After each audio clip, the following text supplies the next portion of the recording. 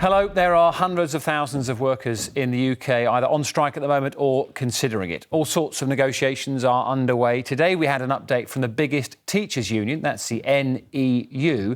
They've promised to stop action for the next 2 weeks to take part in what they call intensive talks with the government. At the same time, the British Medical Association are trying to negotiate with the Health Secretary to end the junior doctor strikes. We know more actions on the way. Let's have a look at the situation over the next week or so. Today, university staff have walked out for a second day in a row. There it is. And that continues on Monday, Tuesday and Wednesday in the purple next week. Tomorrow, it's the turn of rail workers. Green on Saturday, another strike at the weekend. Services across Britain will be hit when RMT members at 14 rail operators walk out again. On Monday, let's throw in ambulance staff on the 20th there. That's workers in the West Midlands, East Midlands, North East, North West and Wales. They continue their action. Another announcement today, passport office workers will be walking out. We haven't got dates for that yet. More on that later. But first, let's pick up with our political editor, Andy Bell. After the strikes and the demonstrations, some movement on the schools dispute in England. Education unions are now talking with the government about pay, conditions and workload, and they've agreed not to talk to the media, so it sounds serious.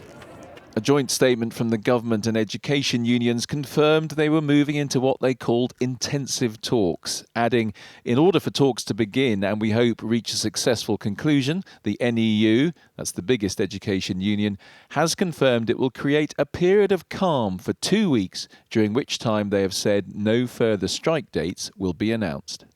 It's probably no coincidence that almost all unions representing NHS workers yesterday agreed to recommend a new deal to their members. So for now, no more strikes by nurses, paramedics and most other health workers. What do we want? Thursday! When do we want it? Now! But junior doctors are in a separate dispute. They want a 35% pay rise and have just finished 3 days of strikes. The British Medical Association, representing the doctors, probably going to meet the government next week to start the process of getting formal talks underway. We want to do the right thing by junior doctors, but we've also got to protect the wider equity and the financial reality and prevent inflation busting pay rises. I don't think the BMA's suggestion of a 35% pay rise is right. Any offer is going to cost more money, and the body representing NHS trusts in England has concerns about where the money's coming from. We don't have complete clarity about where those additional funds are coming from, and it's really important, I think, that we get that clear confirmation from government that the funding for the pay award won't be coming from existing health and care budgets. There's still a long way to go, but with real progress on disputes inside the NHS and real talking on schools, the picture at the end of the week looks a lot better than it did at the start. Andy Bell, 5 News. Well, as Dan mentioned earlier, passport office workers are also going on strike, more than 1,000 of them for 5 weeks. Their union says that government ministers have so far offered no meaningful talks, leaving them with no choice. Of course, it will have a huge impact on those who need to get a new passport to get out of the country for holiday or maybe work. Well, let's go to Glasgow to speak to our correspondent, Alan Jenkins. He's outside a passport office. Good evening to you, Alan. This is a huge strike, 5 weeks. What more do we know? Hi, Sia. Well, it's been pretty wet here in Glasgow today, so I can see why people are thinking ahead to booking summer holidays. So this will be of some concern to people. The action will take place in April and roll into May and will involve 1,000 passport workers at offices like this one in Glasgow. And it's in a row over pay and conditions. The public and commercial services union saying it's over an imposed 2% pay rise, not being increased any further by government. And it says its workers are striking because right now they can't even afford a holiday.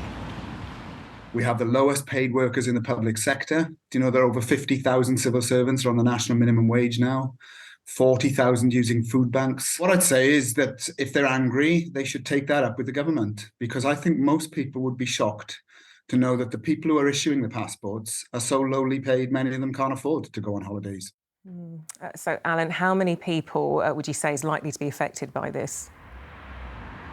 Well, potentially a fair few. To give you some numbers, it's thought that each week around 250,000 applications are considered at passport offices like this one. And one travel expert we spoke to thinks there may now be a rush of people trying to get in to apply before strike action.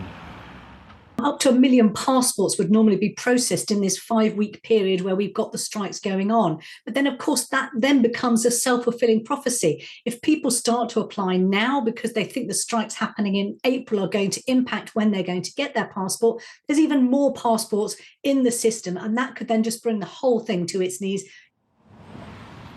Now, the Home Office says comprehensive contingency plans are in place and that there's no change to the guidance, which says it could take up to 10 weeks to get a passport. OK, Alan from Glasgow, thank you.